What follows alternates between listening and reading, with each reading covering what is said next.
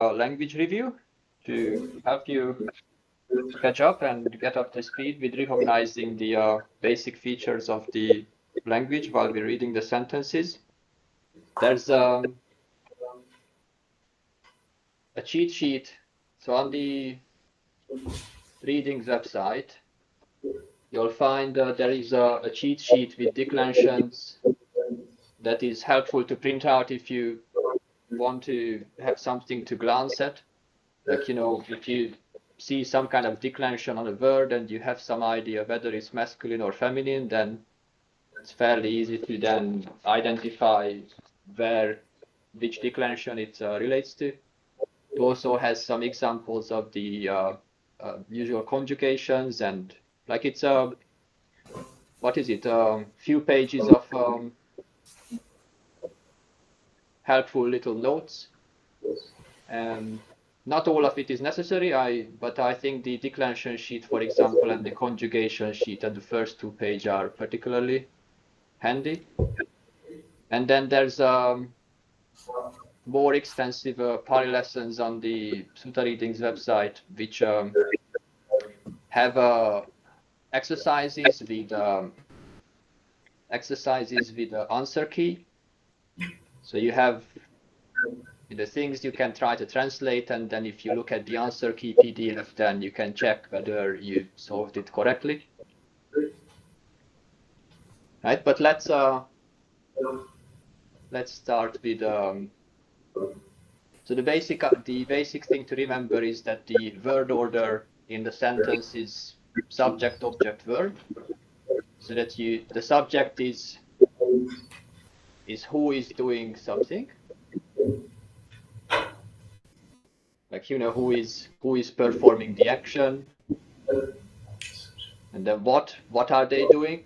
So that's the action. The verb will be the action, and the object is what are they? What is the topic, or what is the item? Like what is the thing that the action is performed on? Or that's right. But generally the word order can be changed to create emphasis, because the declensions of the verbs mark the purpose of the words without having to rely on the word order like in English. In English, the word order is fairly fixed, and if you change the order of the words, then you lose the original meaning of the sentence. The verb is usually at the end of the sentence. So you have, who is doing something, like the subject, the sangha, sango. And then in this case, the nominative is usually identifies the subject, who is doing it, the action is usually the end, the verb is at the end, karoti. And then what the object is, what the sangha is performing. They are performing the uposatha, right? And that will be the accusative case. So you see, that's right. It's often, if your native language is English and you tend to start a sentence with the verb, then it's useful to try to find the verb in the sentence first, and then work backwards from it. It often means going down a few lines in the paragraph and find what the verb is, and then so we'll look at that later. I wanted to open the declension overview here to briefly explain what the meaning of the different declensions is. So the part of the learning in recognizing the language is when you read the explanations, is just getting used to what things are called. What do these terms mean, that something is instrumental or dative or genitive. And they are not particularly difficult concepts. It's just the labels are unfamiliar to you. And so nominative is who is doing the action. So who is giving something, for example. And then accusative will be what are they giving. So in this case, what we just did, accusative is in the uposatha. So the sangha is nominative, performing the action, and uposatha is what they are doing. So that's in the accusative case. And so that's like instrumental is with or by, so that you go, like if you go by car, then the car is in the instrumental. You go through it, or that's right. Dative case means that it is somebody is receiving an object, somebody is a target of an action. Ablative is often, for example, the origin. Where does something originate from? Where is the motion coming from? But it's often also used for creating descriptions. Genitive is just, who has what, is a possession. It's like, the monk's bowl, for example. Locative means its location either in place or in time. So locative can mean, at the right time or at the monastery. They would both be locative case. And vocative is when who is the person that is being addressed. So like the Buddha is addressing the monks. Bhikkhus form is not self. He's talking to them, so that's why it's vocative. Okay? Ajahn, may I ask one question? Please.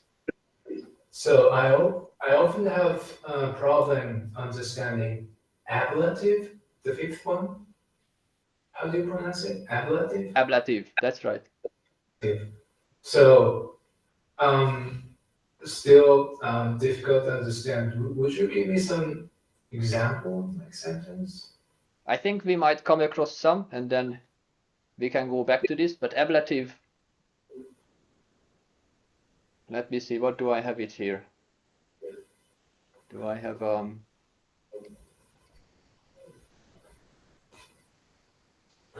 Oh, yes, I think no, there's no direct example here, but if we come across something, then we can come back to this question.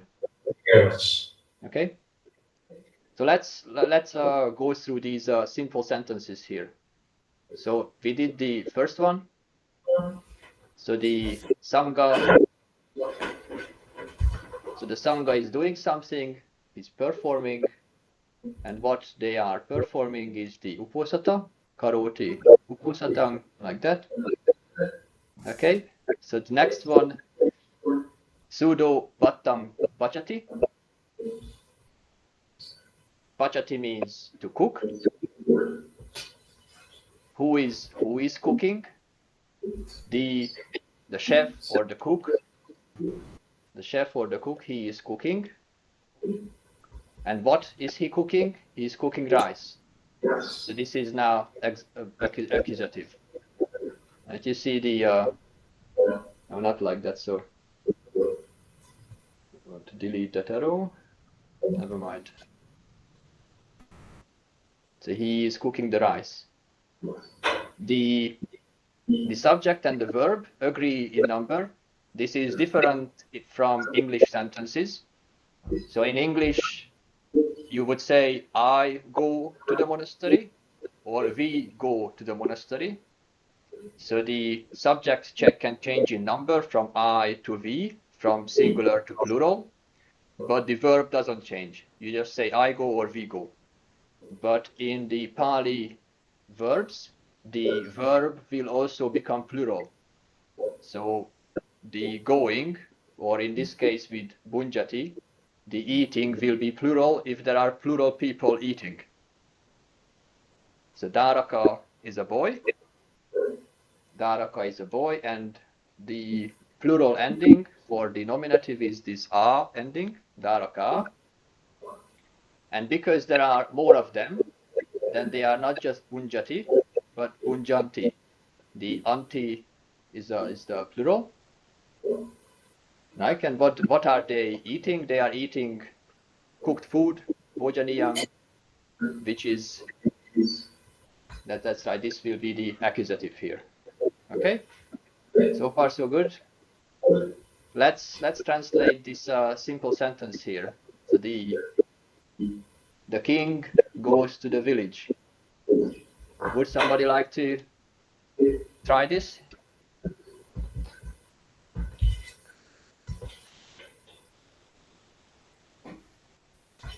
Amaravati, do you feel confident?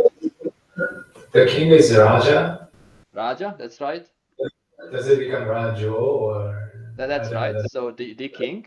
So from Raja, you have Rajo. That will be the nominative. Gamang. Gamang. Yeah. Gamang.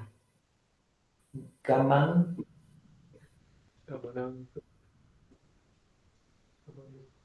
So Gamang is the village. Gamang will be the accusative form, right? Goes. Then how does he go? Sarati. Gachati. Gachati, that's right. So it's usually in this order that the verb is at the end and accusative after the subject. So Raju Gamang Gachati. Important pattern to recognize in the Pāli sentences is where you have a series of nominatives one after another. In this case, this is called a nominal clause, and it's a pattern that means A is B, for example, and in the sentence there is an implied hoti, which means is or exists.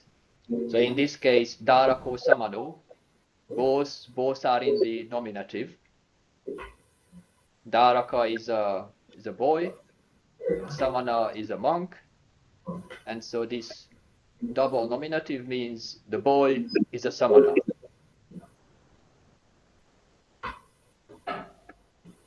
Or the boy is a monk. Now this is quite common, but you also have to recognize the nominatives of the other genders. So in this case, Daraka is masculine, so the nominative ends with O. Ajangavesako, can you please explain us the other two sentences?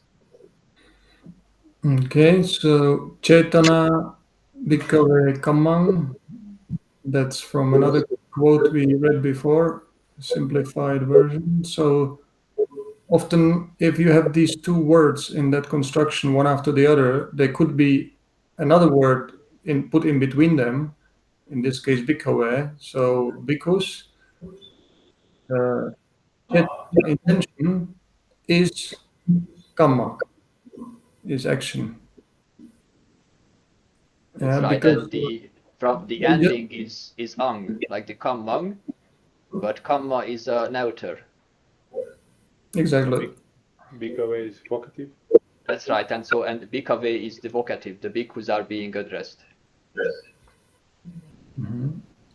Yeah, so kammang is in this case, don't be misled thinking that it's the accusative case with the ang ending. It's just the neuter, is a nominative neuter case. Okay. And then Chetana is feminine. Yeah. Feminine, and the feminine nominative will end in a. Exactly. Okay. And then we have Passo Bhikkhave Kammanang Nidana Sambhavo. So again, Passa, sense contact, bhikkhus, is the origination and the source and origin, Nidana Sambhavo.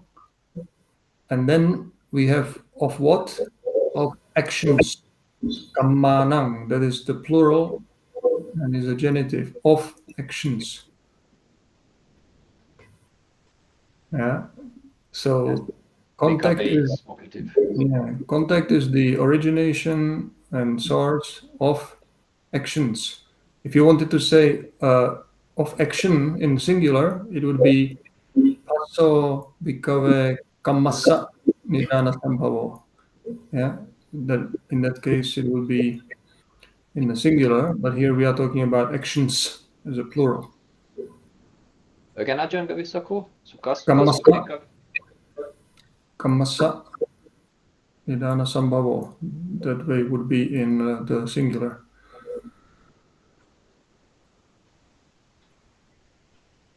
That's right. In this case, that's right. Action is singular. That's the main difference here.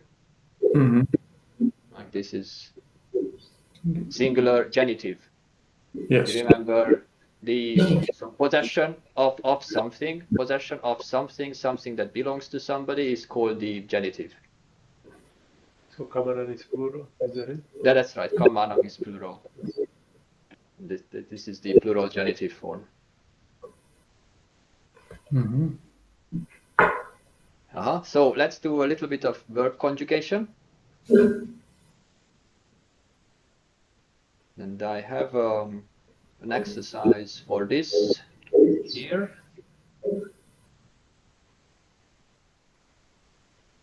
So the simple present tense, you recognize this from chanting, I think it's fairly common. We include it in the words, like something ends with ami or ama. Like this is for running, to run from davo. But if you take going like gacchati, then it's gacchami, gacchama. Okay. Let's try to solve these. Let's go through these words here. I think I can. Isn't there a?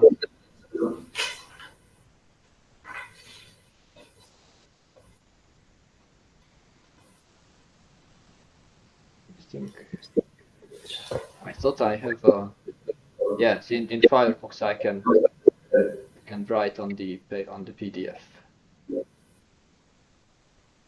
like this. So okay, so he goes is gacchati, we go Gacchama. gacchama, that's right. So if he sees passati, then you see Passati. Passasi. Passati. passasi, that's right. Passasi. This you can remember from the chanting we do at the confessions as well. Passasi avuso. Do you see? Okay, so he comes, agacchati. So they come. Agachanti. Agat. Chanti. Agachanti. Like that. That's right. They come. Okay, so he recites uddissati. Then I recite. Disami. That's right. Uddissami. Uddissami. So he walks charati. So they walk. Charanti.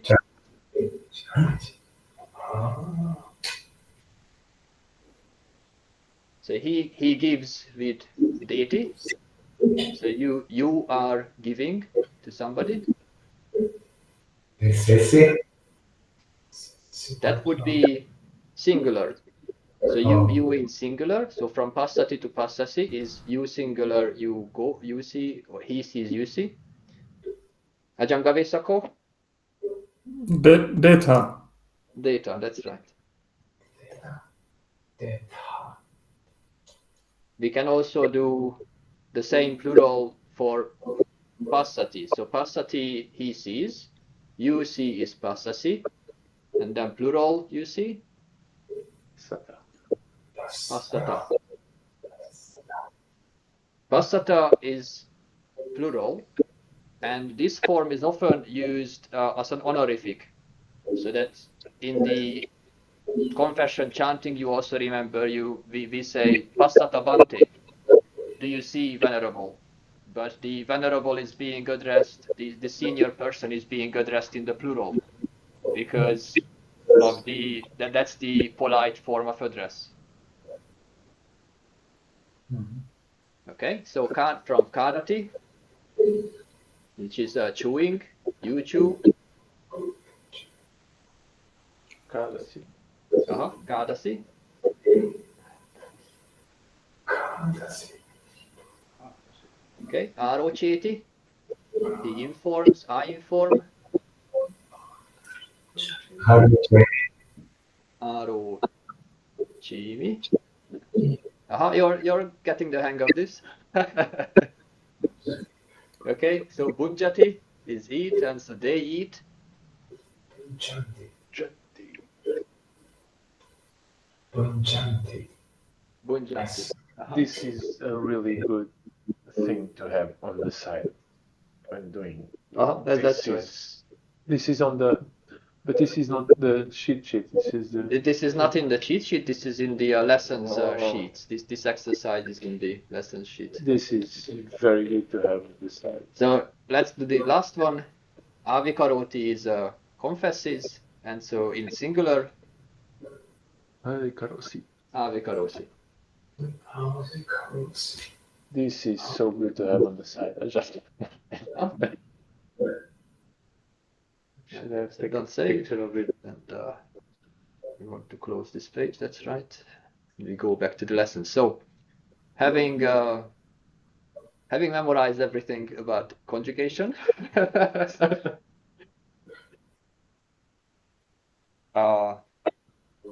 Venerable Metteo, can you read the first sentence for us, please? Tankim yadavika rupa nityam va anityam va dit. Thank you. Please translate what you understand. Tan is to him, or Well, it's it or that. that. Kim, I don't know. Is the interrogative, the question word. Okay. Question. What? Manyata. Something about mind. So in this case, it's to think. To think. Oh yes, think. To think, and you recognize the ata ending from, like we did passasi, passata. The bhikkhus are being addressed. So this is, what do you think in plural? What do you think, bhikkhus? Rupang, nityam va anityam va. Is the form impermanent or permanent? Permanent. That's right. Or And you can see here that there's no verb, like, form is permanent or it's impermanent. so, Because yes? Is this called nominative clause? That's right. This is the nominal clause or nominative clause. This is what we did here with the Darako Samano. Except in this case, Rupa is outer. Rupa is?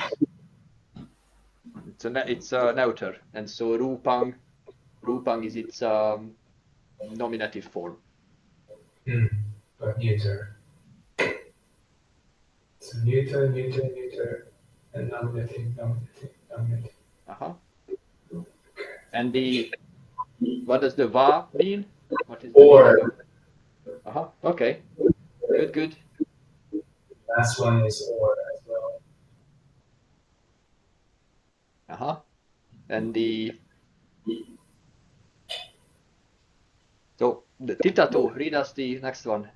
Passata bante, ama avuso passami, ayating bante, samvareyata sadhu suttu avuso samvarisami.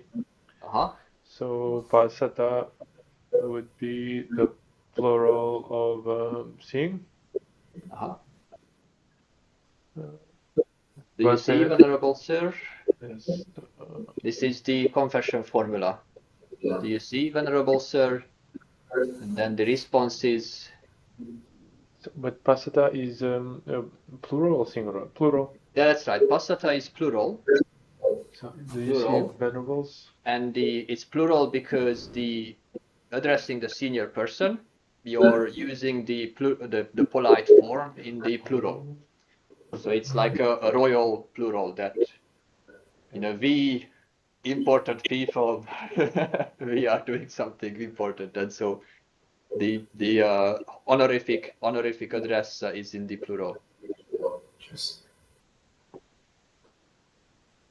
So ama is yes. That's right. Yes, friend, I see. Yes, friend, I see. And now samvareyata. I have no idea. Amaravati, can you volunteer the translation? I recognize some samwaro. I think it's restraint, Oh, very good. That's right. and I know the formula to recite it, but something like ayatim bante. Will you restrain or something like that? From now on, From now. I think it's something like from now on. It means future, in the future. So in future, addressing the venerable, in future, you venerable, and we're addressing him in the plural. So not sangvareyasi, but sangvareyata, meaning you should restrain.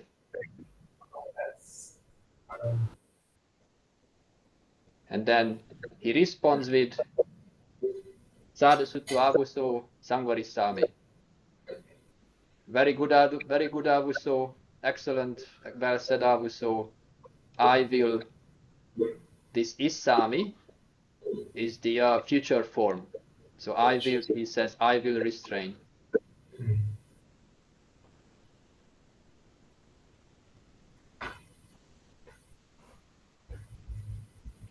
Good. So for the simple past, let's see the conjugation quickly. So the simple past is also called the aorist.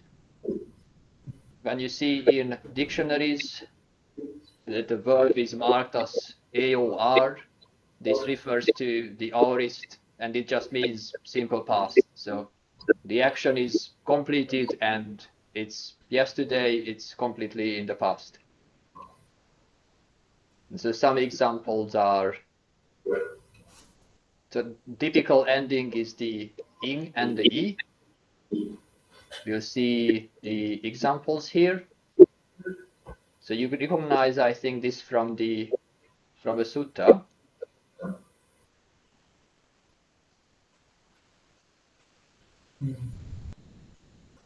Oh, I'm trying to remember your names. Samahito, can you please read us the first one, please? Chakum Udapadiñanam, Udapadipanya, Udapadiwija, Udapadi Aloko, Udapadi. How would you translate this?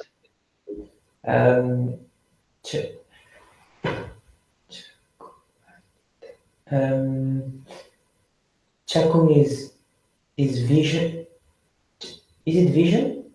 Vision or the eye. Literally, it's the eye, but in this case, it's vision or seeing. Okay. Udapadi past, so arose. That's right. Its present is this is from Upapajjati. Right? From Upapajjati, the E form tells you that this is in the past. So the vision, the eye, this is the Ajangavisako, this is would you put this in accusative or nominative? I'm a bit confused about this. This is nominative. Yes, because it's the vision that is doing the arising in the past, no? Yes. No, that's right. And so what are the other things that are arising, that have arisen? Wisdom. That's right, wisdom or knowledge. Knowledge. Ah, knowledge. And then panya is what we usually translate as wisdom. And vijja, what is vijja? Ajangavesako? Again, another word for knowledge. So I mean, That's right. you can call it true knowledge or something. Mhm. But knowledge, so vijja, this is from seeing something that exists. And aloko is light. Oh, light. Okay. Like the illumination of true facts have become clear to me. And so you say, you know, oh, everything has been made clear because there is light about it. Like light have arisen. Uh-huh.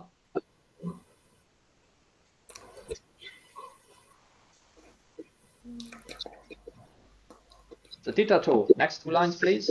Tatra ko bhagava bhikkhu amantesi. So this Tatrako is a common idiom. What does it mean? And then,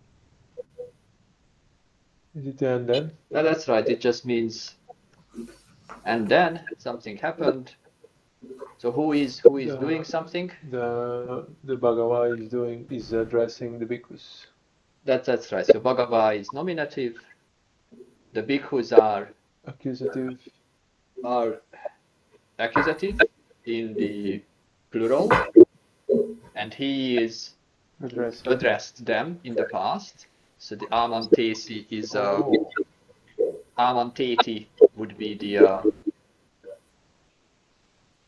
amanteti would be the present form, and amantesi is in the past.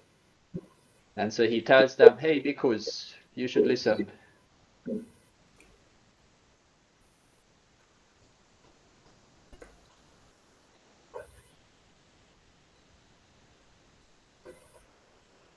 This bhikkhavo form, by the way, there are 2 forms in Pali. You find bhikkhave or bhikkhavo, and they say it's some kind of a remaining. The O ending, I think, is a kind of remaining relic of a dialect, maybe the Magadha dialect or something. I read about it. It's like they say it occurs in some poetry, especially, or when the Buddha is addressing the monks. Translate the next line for us, Ajangavesako. Attamana te bhikkhu bhagavato bhasitam abhinandung. So, te bhikkhu are those bhikkhus. Te means they, the bhikkhus. So those bhikkhus, what did they do? They abhinandung. They were delighted. It's from abhinandati. Abhinandati means to take delight in something. So abhinandung. They were delighted in the bhasitang. Bhasitang is what is said. From bhasate is to say. Bhasita is that which is said. So in the words, that were said of the Blessed One, Bhagavato Bhasitang. So Bhagava and the genitive of the Blessed One, Bhagavato. So the words of the Blessed One, and the bhikkhus were attamana. They were pleased. Mind was pleased. Like pleased, they have a pleasant, agreeable mind. Yes. They have pleased mind. Happy and delighted. Good. So locative, let me see. So we have so locative typical ending for locative case is the e. Like you see buddhe, but also assuming is also very common. Like you see buddhe, buddhasaming, buddhanghi, woningsu, the anghi. Ekang samayang bhagava, boganagare. Ananda Chetiye. These are, you can recognize the locative quite easily from the A ending. Let's translate the example here.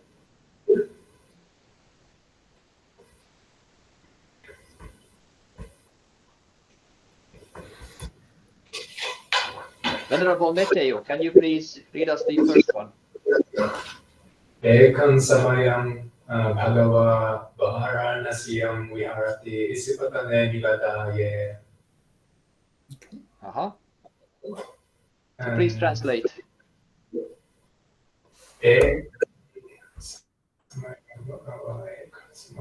Well, eka, one day. Eka is one. And this one time or one day or. That's right, just. Samayam. This is a very common, just an idiomatic phrase, at one time. Mm-hmm. At one time. The blessed one. Blessed one. Varanasi. That's the name of the place. And Viharati, it's the dwelling, staying. And that's third singular. That's right. So it's because it's the blessed one who is living, who is dwelling. So is that dwells? That's right. He dwells. Dwells. Isipatane Migadaye. So those are name of the place. So he dwells. First, this is in Varanasiyam. He dwells at Varanasi. In Isipatane. At the Deer Park. Deer Park, yes. Isipatane Megadaye. Right, okay. The next one, Ekang Samayang Bhagava, Gayayang Viharati Gayasi se Sadding Bhikkhu Sahasena. You can see the Ekang Samayang, this is the standard idiom, at one time, the blessed one. Gayayang Viharati, he lives at Gaya. He lives at Gaya, at the Gaya head, Gaya Sise. Like Sisa means Sisa. That's a mountain. It's a mountain, it's a rock. That's right. The mountain had Sadding Bhikkhu Sahasena, and this will be instrumental. We'll see this later, recognizable from the Era ending. And Sadding means with or together. Together with. It's very common idiom with the instrumental case. Like somebody is doing together with something, then it's connected with Sadding. And these words, like Sadding, for example, these are indeclinable. So they don't get a declination, even though sometimes they look like they have one. They always stay the same form. So you see, Sadding didn't become Saddena, for example. It didn't get a declination. That's instrumental in the end, Rajan, because Sahasena is instrumental. That's right. Sahasena is in the instrumental. So let's do next two lines. I think you recognize. Ajahn Gavisako, please. Mittancha sabbalokasmin manasang bhavaye papparimanam. So mittancha sabbalokasmin manasang bhavaye papparimanam. So okay, let's do the first one. So metta and cha, so it becomes mettancha.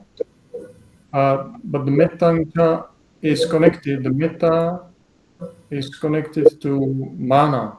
Manasa is a mind. So this is like a mind. And it's in the accusative. You know, one should develop a mind of metta, mind of goodwill.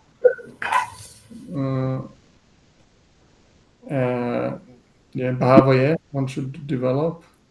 A mind of metta develop is from bhavati to, and then this is bhavaya, is some kind of a dative form to, one should do something. That's right. So here you shouldn't confuse the locative e that goes at the end of nouns, like isipatane, with the e that is optative for a verb, like bhavaya is a verb. So the e form is not locative here.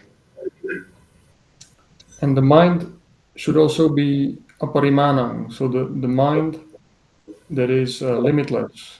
Aparimana. Parimana is a kind of a limit. Aparimana is unlimited, without a limit. And then all of this should be done sabbalokasming, in the whole world.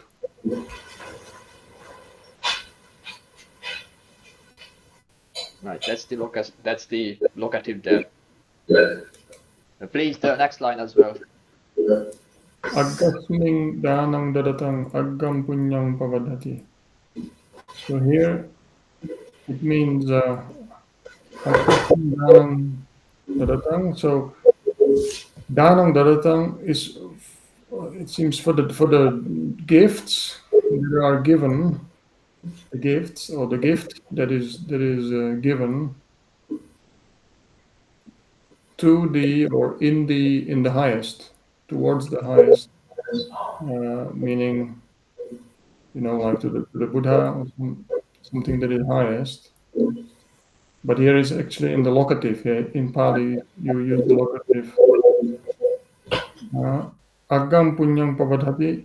The merit grows, and it's the highest merit. Agga means also like the top, the merit that is the top merit, the highest merit. Pavadhati means increases or grows.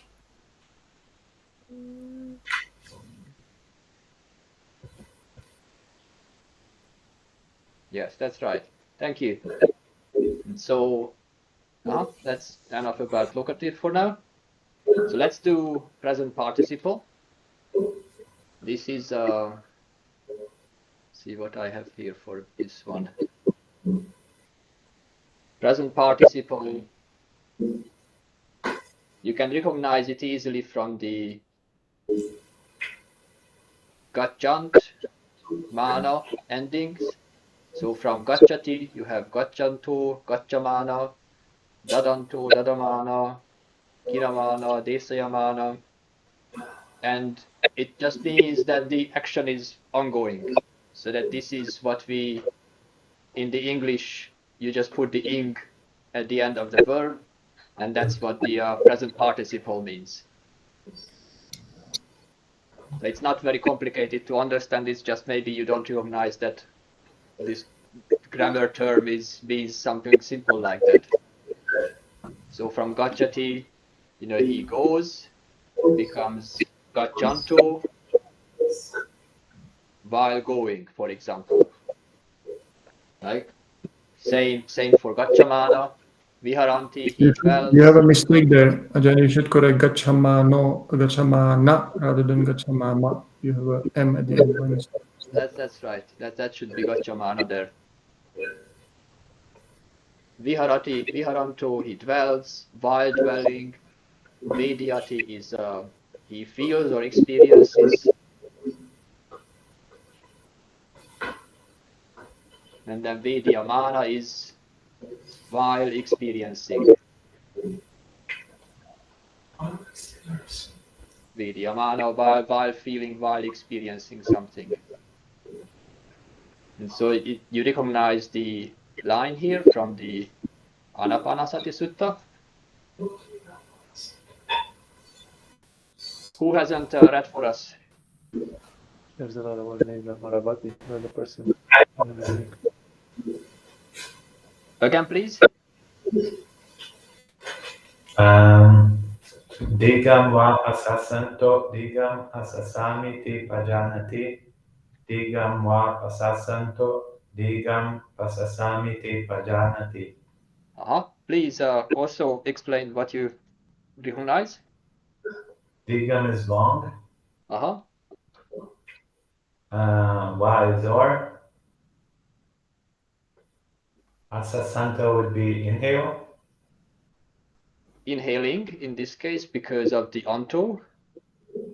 So this is the form here. That's right. Then So digam why? long. So inhaling long. What does he? So pajanati means what does it? What is the verb? The verb pajanati is knows. That's right. So he knows this thought, this idea, which is I inhale long. I breathe in long.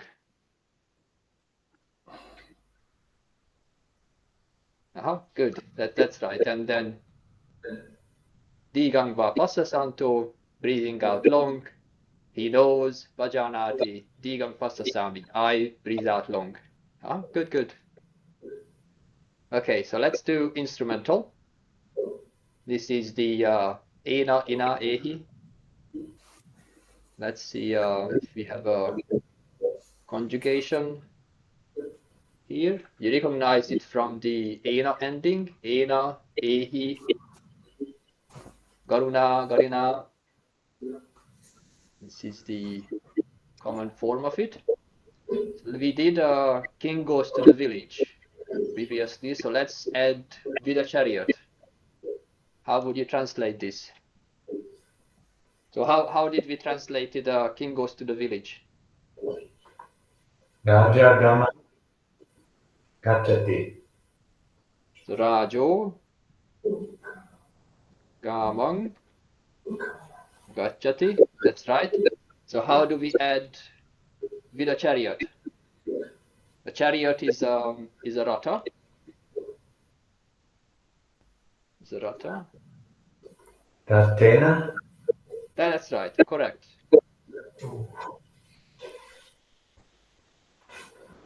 So ratena will be the instrumental form. And where do you put it in the sentence?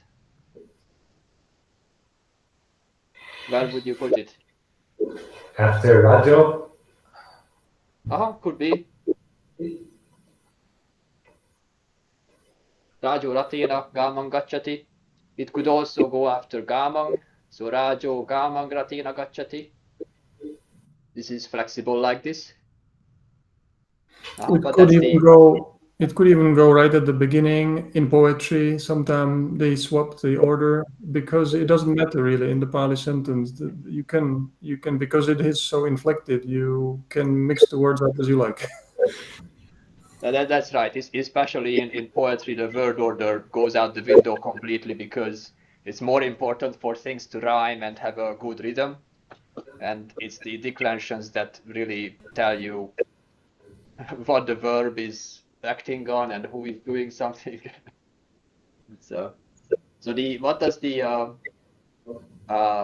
do the phrases here mean? Majjhima patipata tathagatina abhisambuddha. How would you explain this? Middle path.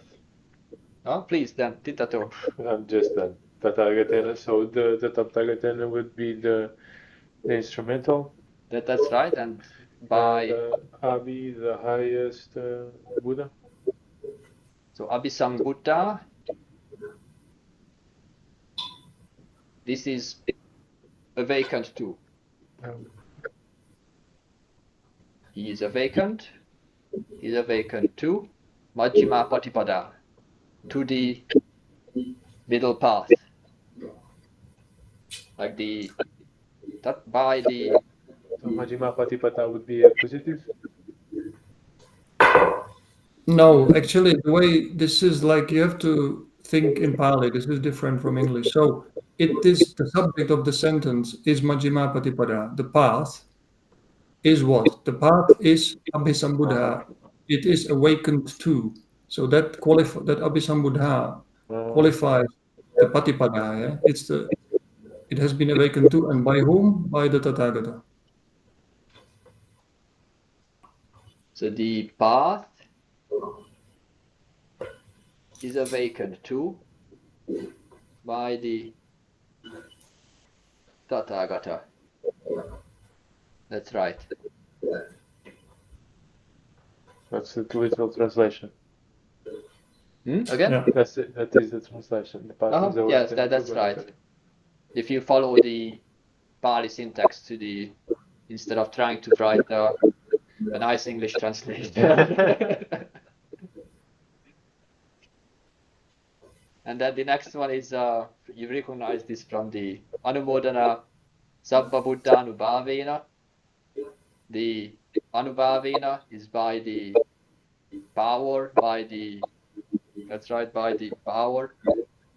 So the Ena is the instrumental ending. By the power of all the Buddhas. Buddha Anubhavena Sada Soti Bhavantu Te. Bhavantu, this is the imperative form, where you are either giving a command or you're making a wish that may something be in a certain way. So from Bhavati it becomes Bhavantu. May they be happy, may there be blessed, may there be all blessings, Sada Soti. Or in the evening chanting Buddhang me Vandamanena by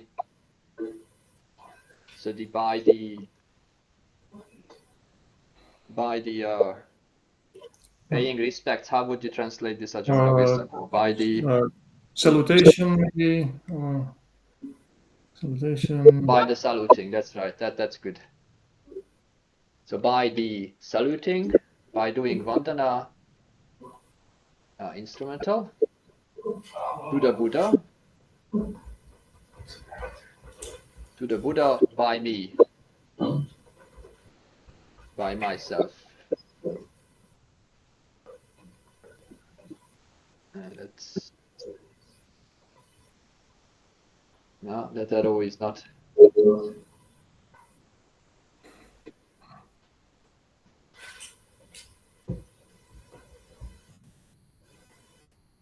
Okay, never mind. Arrows are not cooperating.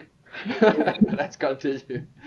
So other good cases for the good examples of the instrumental case is you recognize this from the fire sermon.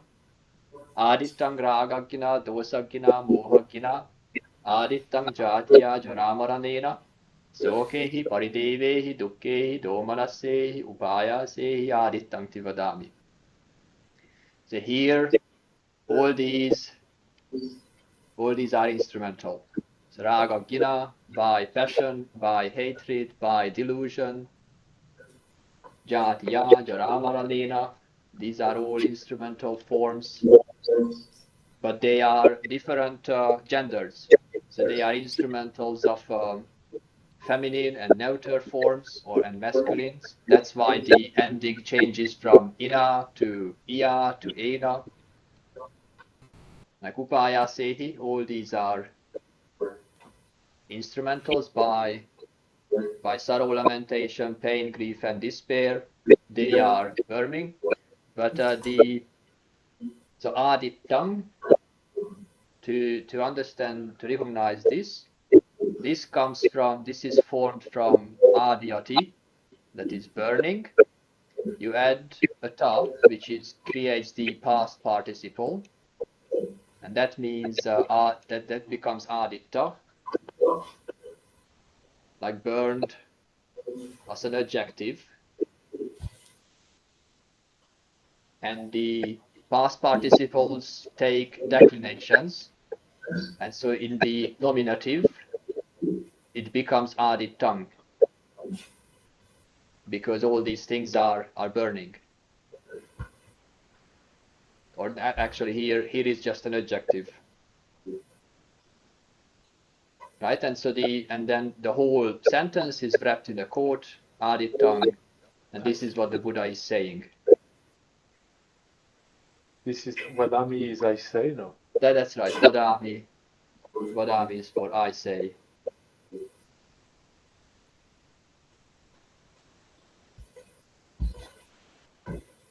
And then in the Sacha chanting that we do, Nati me saranang anyang, Buddho me saranang varang, the refrain, Etena Sacha Vajjena, Soti me hotu sabada. Ajahn Gavesako, please break this down for us. Natime saranang anyang. So there is not for me a refuge, other, so another refuge. Saranang anyang, that's right. This is the other anyang, other refuge is sarana. And that's in neuter because sarana is neuter. So saranang anyang is all. Both of them are nominative. Yeah? So they don't exist for me. Like another refuge doesn't exist for me. And then Buddha me saranang varang. The Buddha is for me or my true refuge or excellent refuge. The Buddha is my Vara is like excellent. Is my excellent refuge. Right? Saranang Vara. Like these are again these nominative expressions. There's no hoti. Like Buddho me saranang varang, there's no verb. The verb is just implied that the Buddha is an excellent refuge. That's right. Then etena sachavajena, by this truth statement, speaking this truth, but it means etena is the instrument, by this, through this. Satcha vaja, like a truth statement, truth speaking. Sattime hotu sabada. So may there be hotu. So hoti is to be. Hotu is may there be. May there be always sabada. It means always. Sati. May there always be like well-being, blessing for me. Well-being for me. Okay, good. So continuing with common verb forms. Next one is recognizing this tava ending, absolutive form. This is used after. It's often a substitute for. That's linking to the wrong page, but never mind. So this is often used for the past tense, that something has happened. And so a sequence of events will be often expressed with the absolutive. Something having happened, then something else happened, then something else happened. Let's read the quote here. Venerable Samahito, please read for us until Etadavocha. Atako ayasama anando yena bhagawa tenupasamkami upasamkamitawa bhagawantan abiwadetowa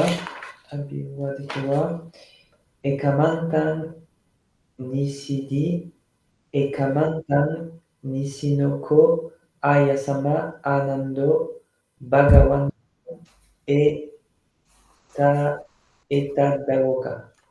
etadavocha. Thank you. What do you recognize here? So atako, it's like the and then something like that, and then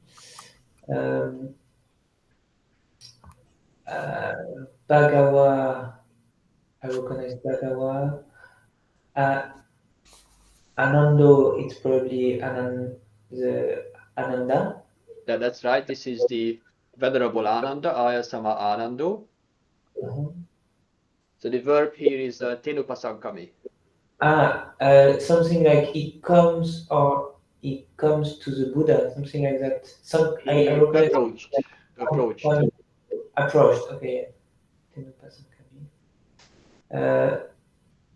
So the And yes, to recognize that's right. So who is doing what? The Venerable Ananda is approached and has approached the Blessed the One. Blessed One. Blessed One. And The- yeah, This phrase is quite common, that Yeda Tena, wherever the Blessed One was, there Tena he approached, there he went to. So this is a common idiom here. And from we see here, so this is the aorist form, this is the simple past form. Mhm. And you see the absolutive form with the tava ending from tinupasankami, which is upasankamati, to upasankamitava. This is the something else happened, like the next sequence in the action. Having approached the Bhagawa. That's right. Having approached him, and then you can imagine there's like a semicolon here. Again, something happened. Abhivadetava, having paid respects to him, Yes. having paid respects to the Blessed One. And then what did he do? Ekamantam nisidi. Nisidi is not sit on one side, something like that. That's right. Nisidi sat down. Sat down. He sat down, and ekam angtam. This is can break it up like this. Anta is an end or an extreme, and in this side is just one side. Oh, one side. At one side he sat down.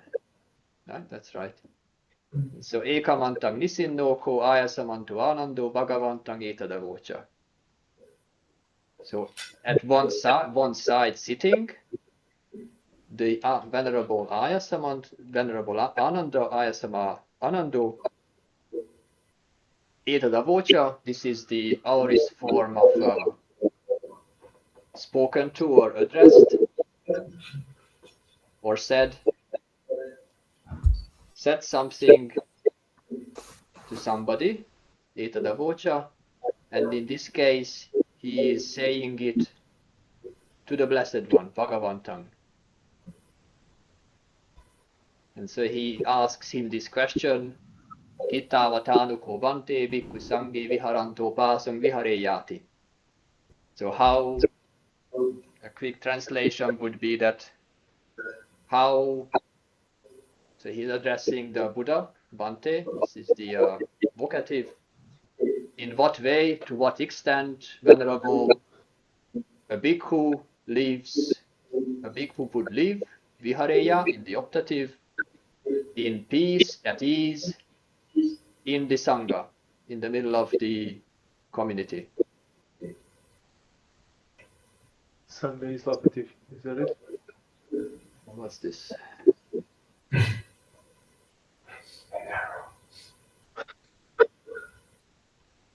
Yes, how did that get out there? I don't know. Sangha is locative, Ajahn? That's right, and Sangha is locative. He is living in the Sangha, Bhikkhu Sanghe Viharanto.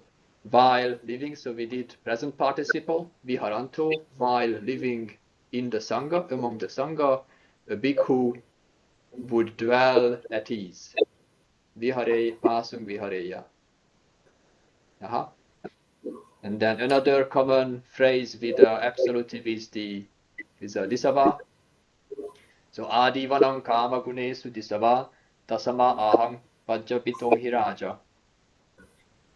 So having disava is from seeing.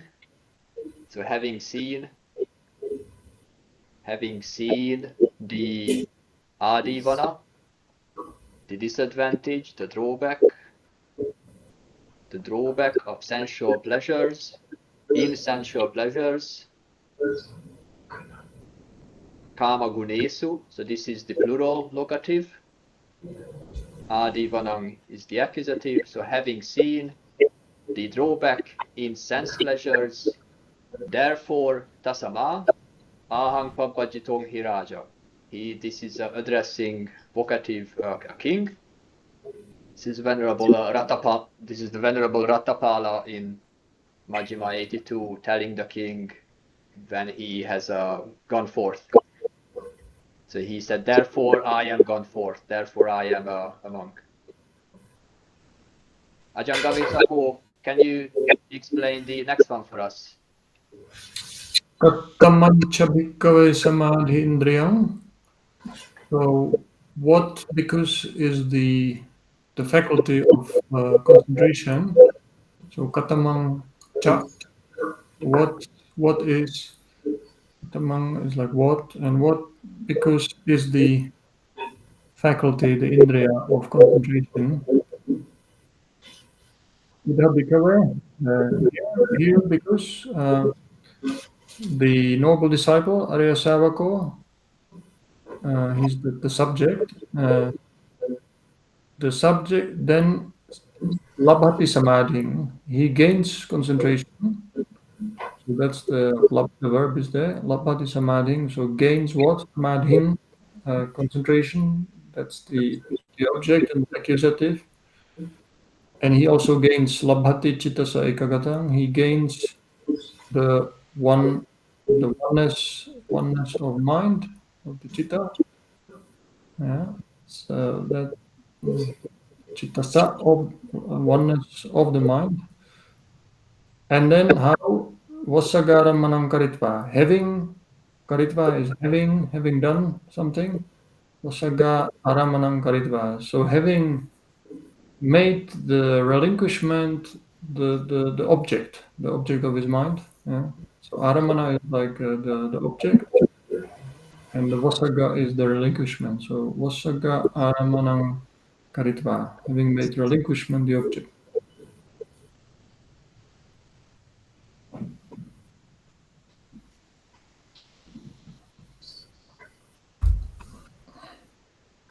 That's right, relinquishment, letting go or surrender, vasaga. Yeah. Then And then idam puchati. this is called because the faculty of concentration.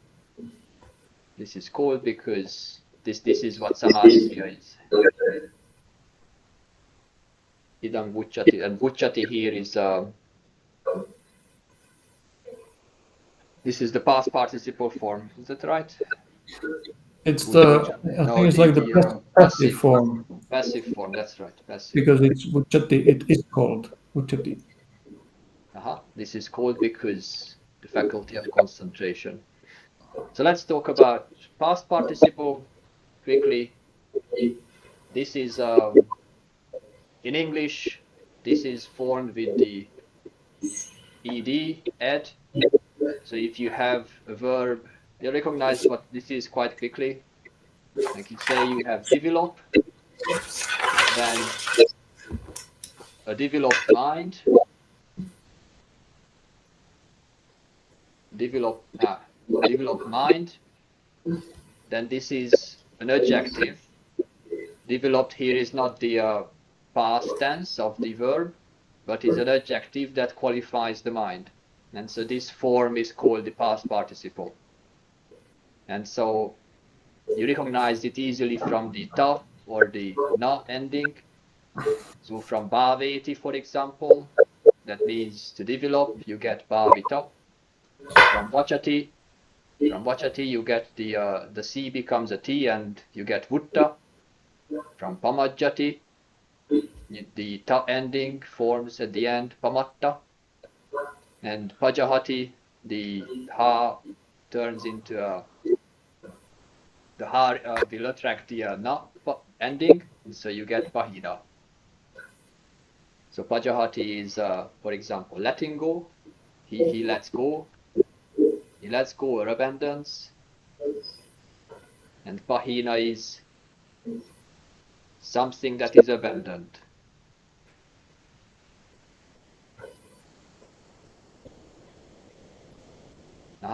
So for example, here you recognize this from the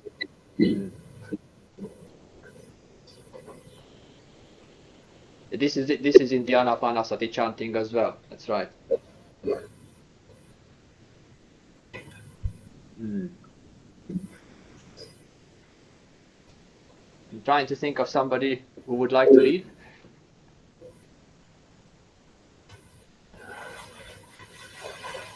Can I try again? Please. Chattaro is 4. Uh-huh. Satipatthana is foundation. Bahulikata is many fruit. Bhavita? Developed. Develop. No, that's right, correct. You recognize this is the past participle here, bhavita, from develop. Developed, and then bahuli, kata. So kata, what is kata? Kata is something done. Something done or something made, that's right. And then bahuli is Many. many or a lot. A lot. Many, much. So in this form, practiced often, like done a lot, made much. And so the four foundation of mindfulness, this is our nominative.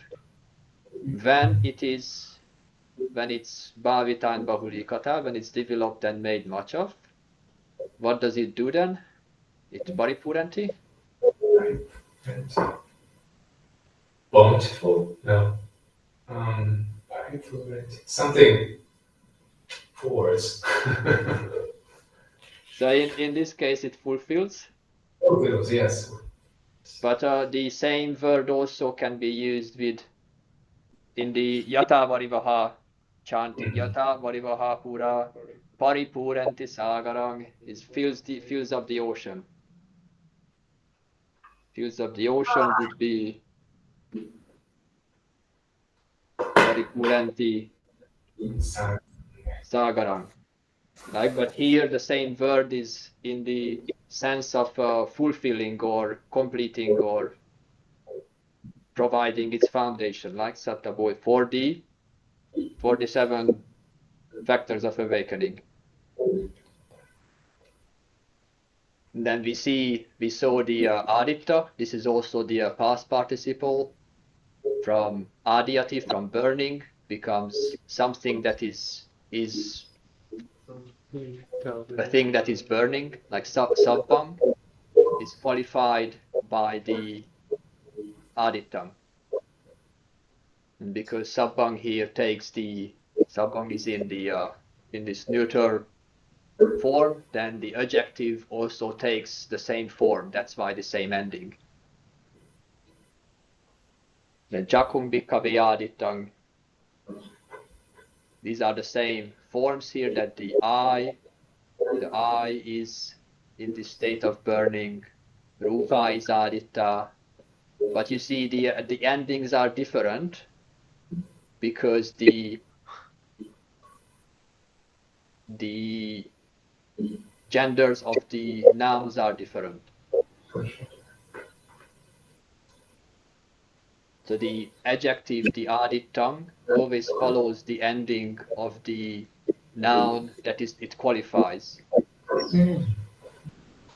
Like you see chakusampasso adito. Like you see the aditya, the past part, the participle is acting like an adjective, and the adjective always agrees in declination with the noun that it qualifies.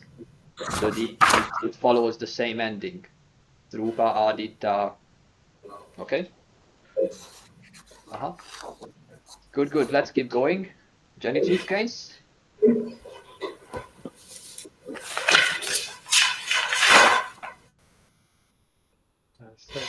here there's also some leftover thing. Ajakavesako, please explain Buddho us. dukkassa ghata cha vidhata hitasame. So it's this is the Buddha is the subject. Buddho is the one. Literally, ghata is like the destroyer. It's the destroyer, ghata, destroyer of what? Of suffering. Of dukkha. Destroyer of dukkha. Yeah. That's right. And so because it is of the suffering, then this is what the genitive form will mean, that it's a like Mhm. and he is Cha, and he is the like vidhata cha hitassa me. So hita is the like the benefit or the we translate it as blessings in the chanting. I think he bestows blessings on me, but it's something like the benefit or and vidhata would be like one who's giving or distributing. Let's see, vidhata creating. Yeah. Okay, he is so a creator of benefits. yeah, exactly. Benefit, blessings. Okay. He's a creator of blessings For me. for me. Like that's why the genitive form here, hitassa. And then from the please continue. Evametassa kevalassa dukkakhandassa samudayo hoti. Thus there is etassa kevalassa dukkakhandassa. So of this entire suffering mass. Entire kevala means entire. Dukkakhanda is like the mass of suffering. And this is all in genitive. Samudaya hoti. So the origin is. So thus is the origin of the entire mass of suffering.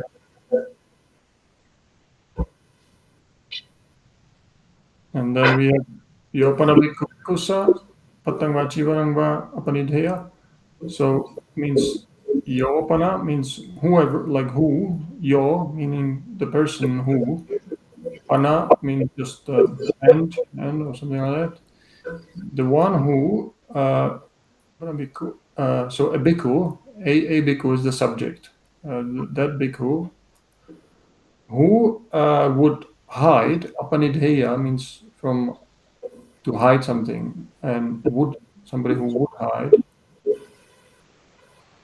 Bhikkhusa, so means the bowl, patta of a bhikkhu.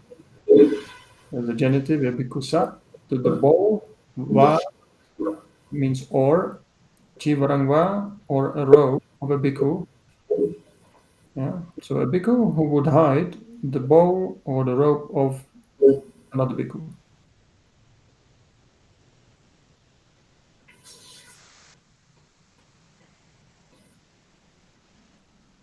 That's right. So you see there are two bhikkhus in the sentence. One of them is doing something. He is the one, the nominative in the nominative marks him that he is the one he would hide something. And he would hide the bowl of another bhikkhu. And so the declinations mark who is doing what to which object or what action. Right? Okay, so dative case. So dative case, this is usually means that like this word that something is dative. This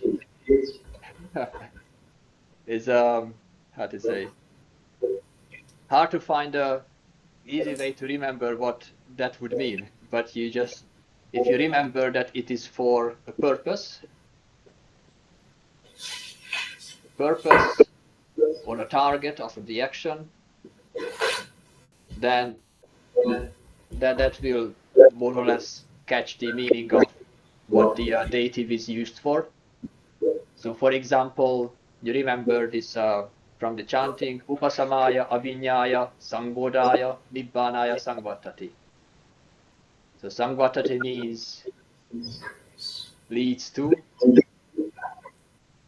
and because leading is going to need a target, is going to need a place where we're going to, then it all these are the dative form with this aya, upasamaya, abhinyaya, sambodhaya. This is where the practice is leading to. Or in another case, the dative is easily confused with the genitive because the assa ending can be either genitive or dative. And in those cases, you have to recognize it from the context, which one is being talked about, whether it is a possessive structure or whether it is like something is a purpose or something is somebody is like you're giving it to him, for example. And so in this case here, you remember this from the Dhammacakkappavattana, Ayasamato Kondanyassa, Virajang Vitamalang, Dhammacakkum Unapadi. So you remember we said that Udapadi is a rose. So something arose. But what arose? The Dhammacakkum, the eye of Dhamma. The eye of Dhamma arose. And the adjectives that it is stainless, that it is a pure stainless eye of Dhamma, these are the adjective qualifying the eye, and the adjectives will follow the same ending as the noun that they qualify. Right? That's why this virajang, vitamalang, they also are ending in ang with the same accusative ending as dhammacakkum. No, this is dhammacakkum. This would be nominative, no Ajanga. Yes. That's right. So this is not accusative, this is nominative. But who is it arising for? Who is the target? It is to the Venerable Ayasamato, to the Venerable Kondanya.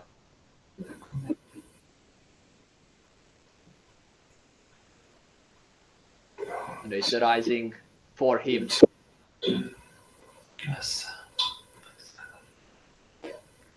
So in this case, yeah, you see that from the context you can tell which case it is, but if you took the word in isolation, then it can be either of one of which. Another situation here, like this is also from the Patimokkha chanting. Yopana bhikkhu bhikkhussa samam chivarang datava. So datava is having given, this is the absolutive. We've seen the tava was the absolutive, having given something. What having given? Having given a robe by himself, samam, and a bhikkhu is doing the action, so yopana bhikkhu, and he is giving to a bhikkhu, so bhikkhussa. Now this is again dative, that the bhikkhu is the target of the giving, and so that is the function of the dative. Now here in this last one we have both cases. We have the same ending, but one of them is a dative and the other one is a genitive. Ajangavissako, please. Yoppana bhikkhu bhikkhussa duttulang apating anupasampannassa arocheya. So here's again, whichever bhikkhu, that's the subject, would announce, arocheya would say, would announce, anupasampannassa, to an unordained person, to an anupasampannassa. So that's a dative. For or to an unordained person. And what what will he announce? Doet tulang apeting, an offense, actually a grave offense, a heavy offense, or a grave offense, heavy offense, doet tulang apeting, and the offense is bikusa, is of another bhikkhu. That's right, and so that one is genitive there. That's a genitive.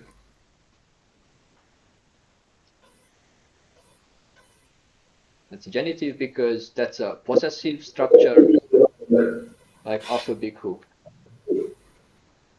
Like this is of a bhikkhu, and this is to another Upasampada. But the ending, you see, is the same, but the verbs and the actions will make it clear which one's which.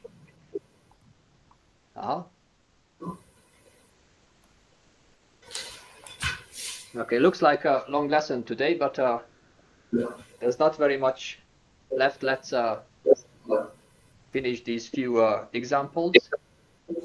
So quickly, I wanted to mention this case with this construction with the locative absolute. This is formed, this comes up in this type of form where you see evang vutte.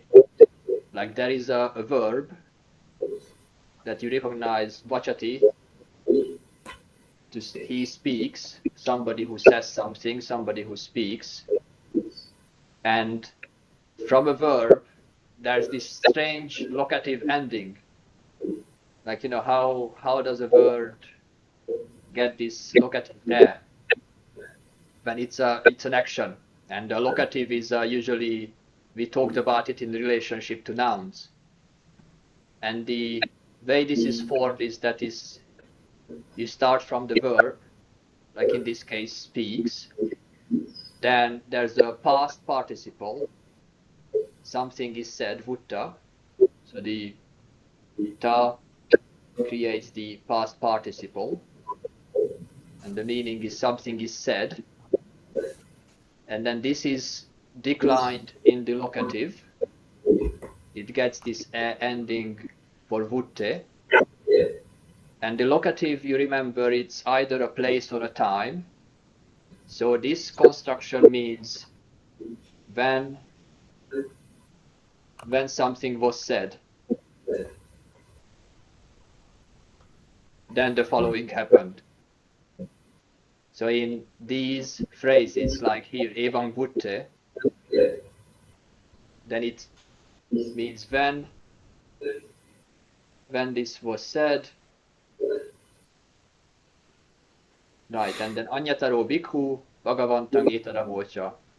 A certain bhikkhu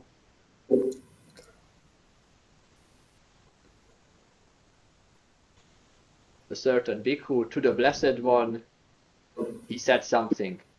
Like this is a common construction that can be recognized when a verb receives this locative ending. Okay. So future past participle, you recognize this from also we have many examples of this in the chanting, or in the last lesson, what we were reading was about kamma, that kammang bhikkhave vedi tabbang. You recognize the tabba ending, and the meaning of the future past participle is that so this should be done, should happen. So it's often an instruction that vedi tabbang from vediyati, to experience, and here it should be experienced, or it's more should be known. That kamma should be known, kamma should be understood. The end of the path leading to the end of kamma should be known. Right, and you recognize the form. So now we have seen the various forms that come up in the Dhammacakka Sutta. Ajahn Gavesako, can you go through us quickly with the different parinyayam, parinyatang, and so on? Yes. Well, there is so we have in the Dhammacakka Sutta, something that should be known. Yes. Parinyaya. So Eya is the operative or something that should be, could be, might be known. It's Yeah, from this is actually this will be the next one here in the optative, the Eya. Okay, Parinyaya. And then there is Parinyata, is that which has been known. Parinyata is the Right, and past that's participle. the that's right, past.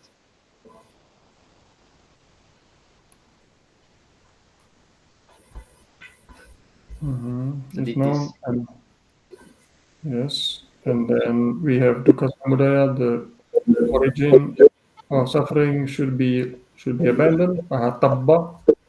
So either that's right. Eya This is or Tabba. this is the this future past participle construction that the tabba ending. The meaning is here. Should be abandoned. Uh-huh.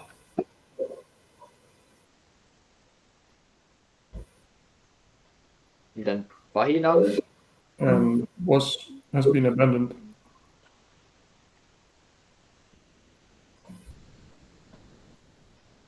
That's right. That's the so this is here the past participle construction with the nam ending.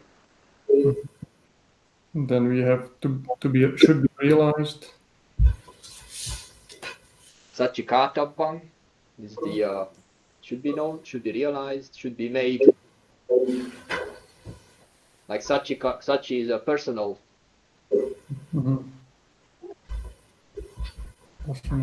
Should be made And has personally been, known. Sachikata.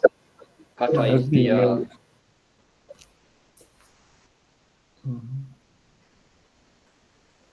done, should be made, and this is when it is realized, how we translate it.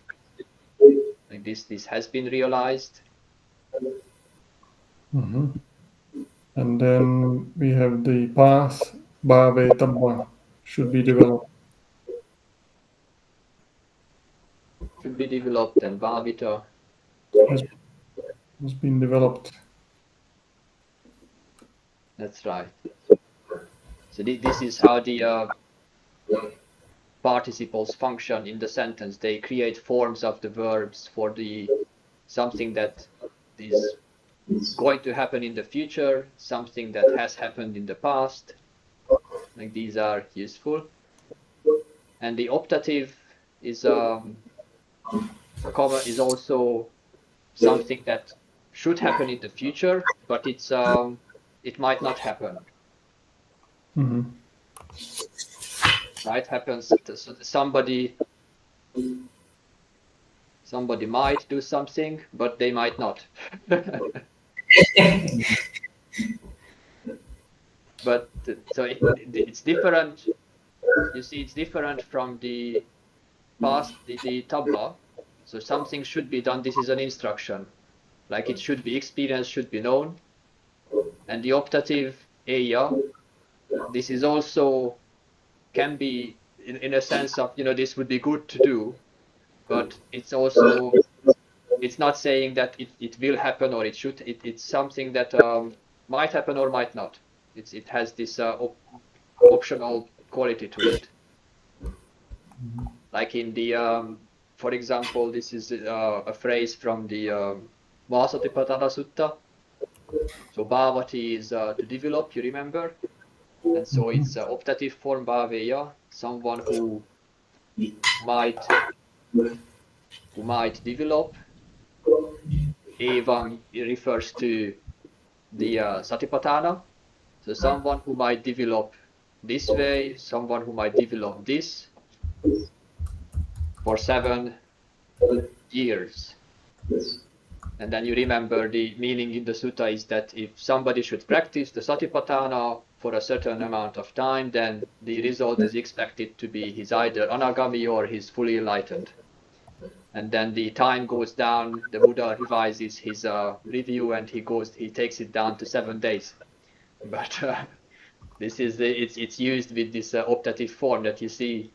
It's not something. This is like it's not a strong instruction like with tabba, but it's saying that if someone should do this, if someone might do this, then something is expected to happen.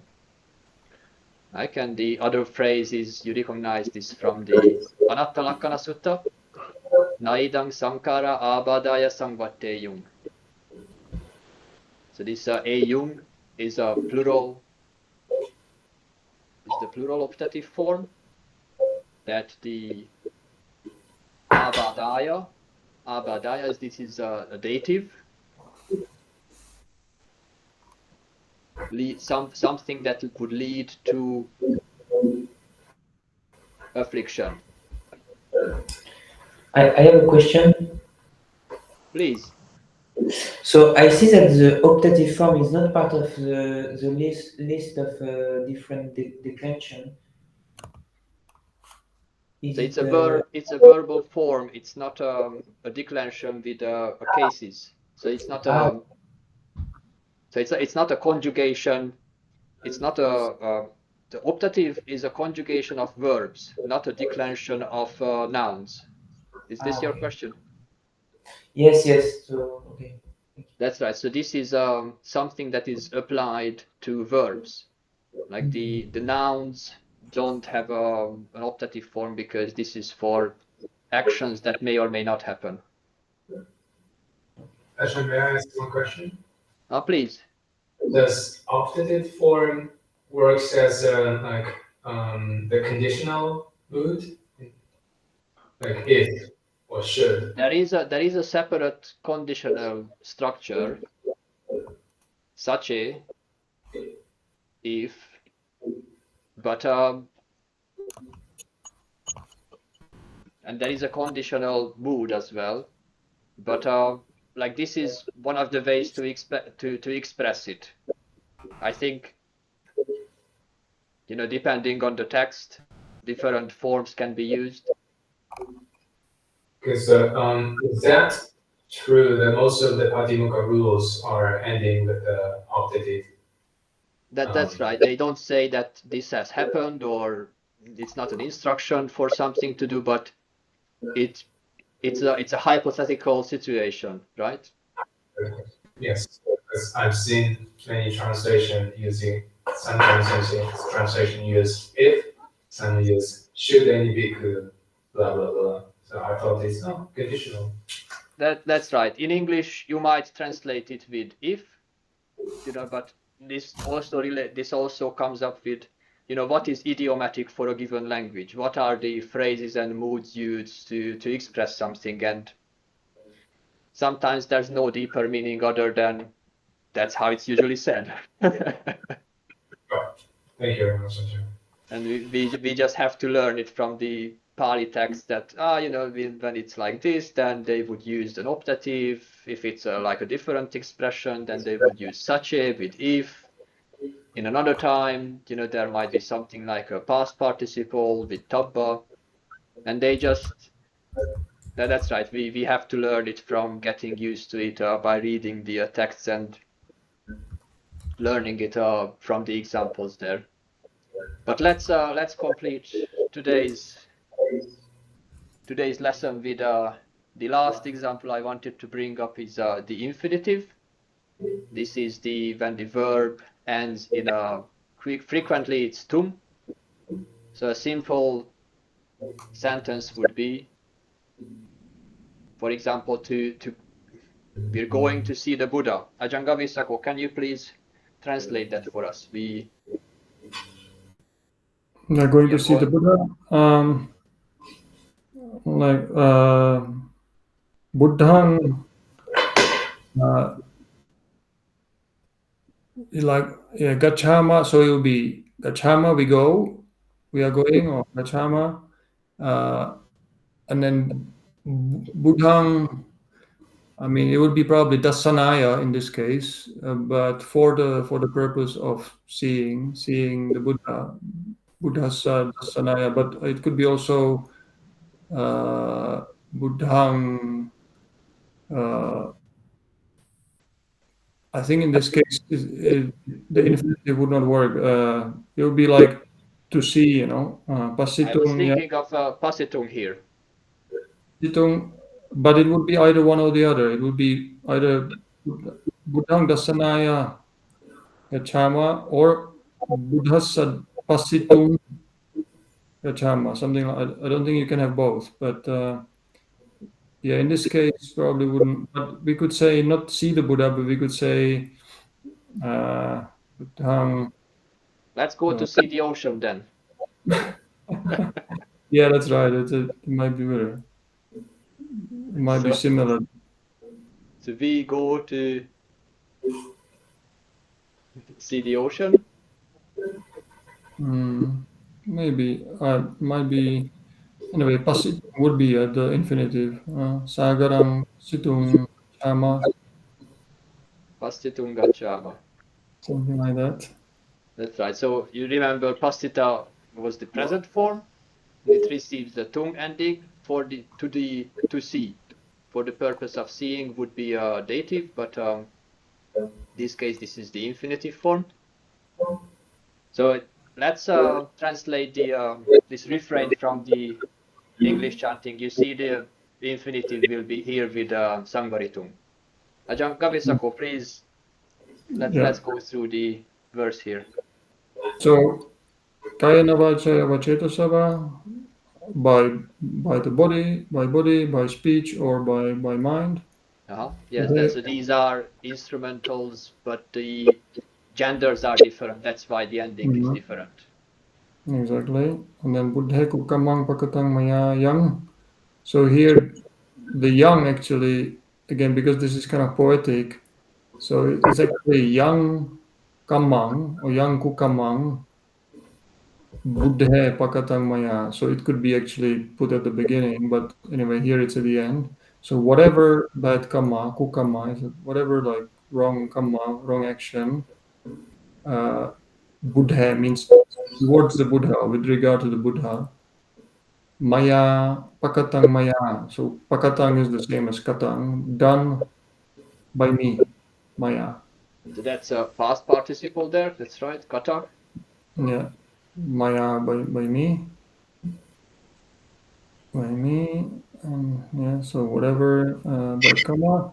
And the Buddha. Buddha, this is Buddha. locative here to the Yeah, it's with locative. regards to the Buddha. Exactly. In the sense of with regards to the Buddha.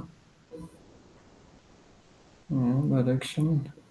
Buddha patikanatu achayantang. So the Buddha is the nominative, the Buddha is the subject. Patiganhatu. Patiganhatu means to accept, to recognize, to accept something. So, and patiganhati would be he accepts, and patiganhatu may he accept. So may the Buddha accept. Achayang tang. So achayang meaning that transgression. Achaya. Achaya means achayang is a transgression, and then tang that transgression. Kalantare sangvaritung mabude.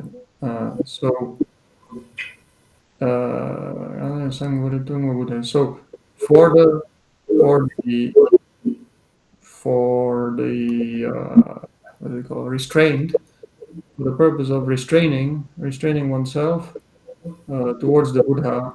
Kalantare. Kalantara means something like towards In the the end of future. time, in the Indeed. future time.